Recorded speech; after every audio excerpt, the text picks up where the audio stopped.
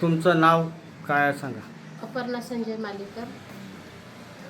2008मध्ये माझ्या पतीने आत्महत्या केली होती आणि तेव्हा माझ्या मुली एक 9 महिन्याची होती आणि एक 4 वर्षाची होती. त्यानंतर कसा तुम्ही संघर्ष? त्यानंतर पतीची शेतकरी आत्महत्या असूनही आम्हाला शासनाकडून काही मदत नाही मिळाली.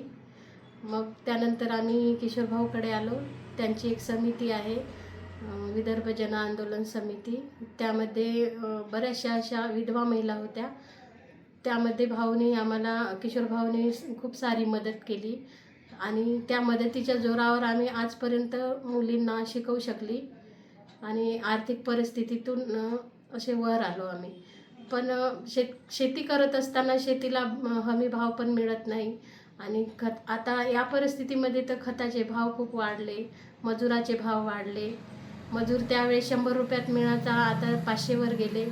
महिलांची 250 रुपये झाली आणि पुरुषाची 500 रुपये झाली. म्हणजे कोण्या शेतात उत्पन्न होत आहे, पण उत्पन्नापेक्षा लागवडीचा खर्च खूप होत आहे.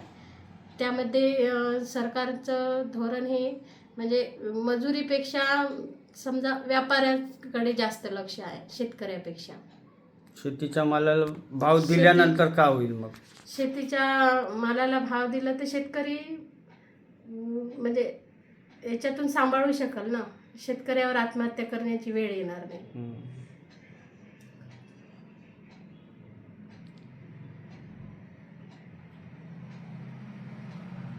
तुमच्या पतीने जेव्हा आत्महत्या केली त्यावेळेस किती कर्ज होतं?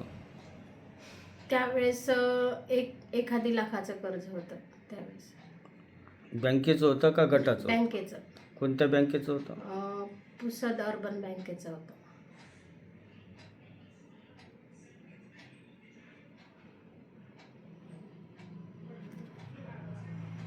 हे किशोर तिवारी यांची जे शेतकरी विधवा म्हणून समिती होती, त्या समितीमार्फत कोणते कामं करत होते?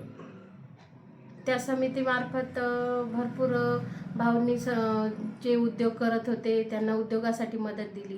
जे शेतकरी होते त्यांना शेतकऱ्यासाठी मदत केली आणि खूप असे म्हणजे आणि मला असं इकडून तिकडून काही मदत नाही मिळाली सरकारकडून. तर माझा KBCमध्ये पण म्हणजे तिथे इंटरव्ह्यू झाला, तिथे मी सिलेक्ट झाली. म्हणजे हे किशोर भाऊमुळेच झालं समजा.